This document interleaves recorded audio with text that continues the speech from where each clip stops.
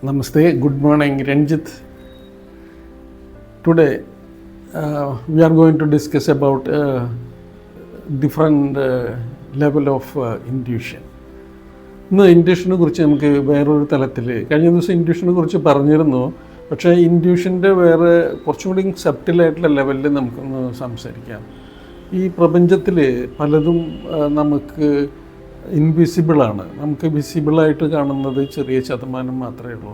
അപ്പോൾ ഇൻവിസിബിളായിട്ട് നിൽക്കുന്ന കാര്യങ്ങൾ നമുക്ക് മനസ്സിലാക്കാൻ സഹായിക്കുന്ന ഒരു വൺ ഓഫ് ദ ലെവലിലാണ് ഇൻഡ്യൂഷൻ എന്ന് പറയുന്നത്. അത് സാമാന്യമായിട്ട് നമ്മുടെ ഉള്ളിൽ നമുക്ക് അതിനെക്കുറിച്ച് ഒരു അറിവിപ്പ് കിട്ടുന്ന പോലെ നമുക്ക് ഒരു സന്ദർഭത്തിലേക്ക് പോകുമ്പോൾ അല്ലെങ്കിൽ ഒരു കാര്യം ചെയ്യാനായിട്ട് നാം തുടങ്ങുമ്പോൾ അതിൽ നിന്നും നമുക്ക് ആന്തരികമായി കിട്ടുന്ന ഒരു ബോധമാണ് ഇൻറ്റ്യൂഷൻ എന്ന് പറയുന്നത്.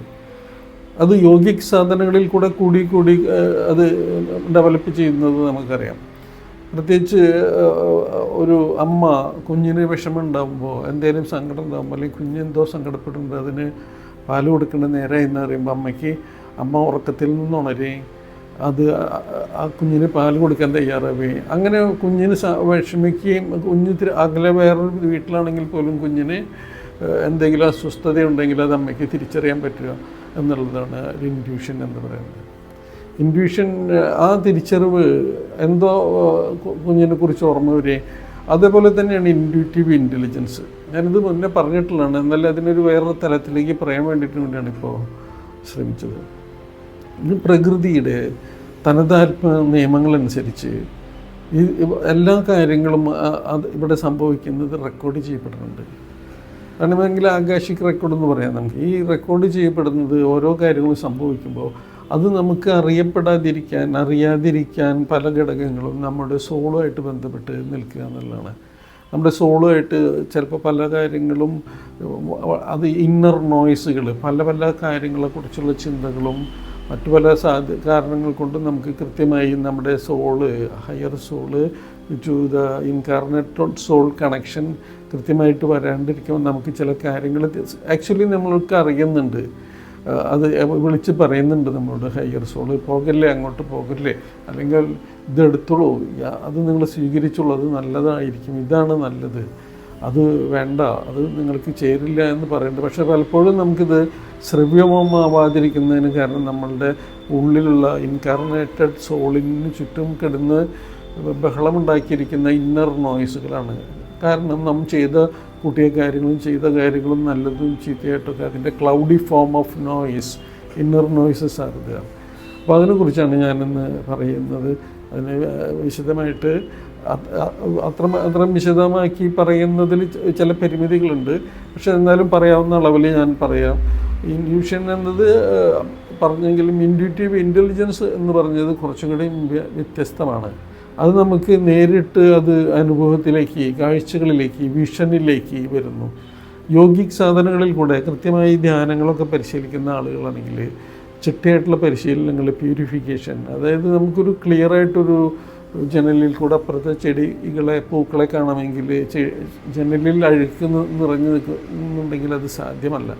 അതുപോലെ തന്നെ നമ്മുടെ സോള് കുറേ കൂടി പ്യൂരിഫൈഡ് ആകുമ്പോൾ അതിന് കുറേ കൂടി ക്ലിയറായിട്ട് വിഷൻസ് ഉണ്ടാകുന്നു. അപ്പോൾ അത് നേരിട്ട് നമുക്ക് പലതും ദർശിക്കാനായിട്ട് സഹായിക്കുന്നതാണ്.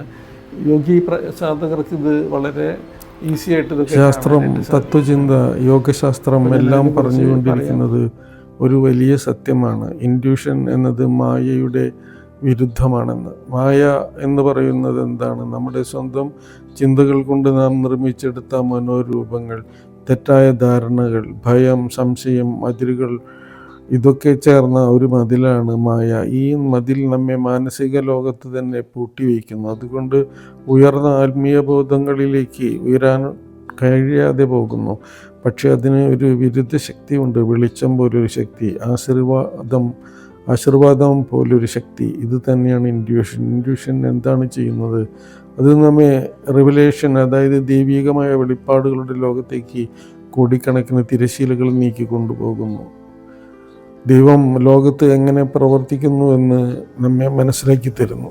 ദൈവം നമ്മുടെ ഹൃദയത്തിൽ എങ്ങനെ സന്നിഹിതനാകുന്നു എന്ന് അനുഭവിപ്പിക്കുന്നു. പ്രകൃതിയിൽ നടക്കുന്ന ഓരോ പ്രക്രിയയും കാരണമില്ലാത്ത സംഭവമല്ലെന്ന്, മറിച്ച് ദൈവികമായ പദ്ധതിയുടെ ഭാഗമാണ് എന്ന് അനുഭവജ്ഞാനത്തിലൂടെ ഗ്രഹിക്കപ്പെടുന്നു.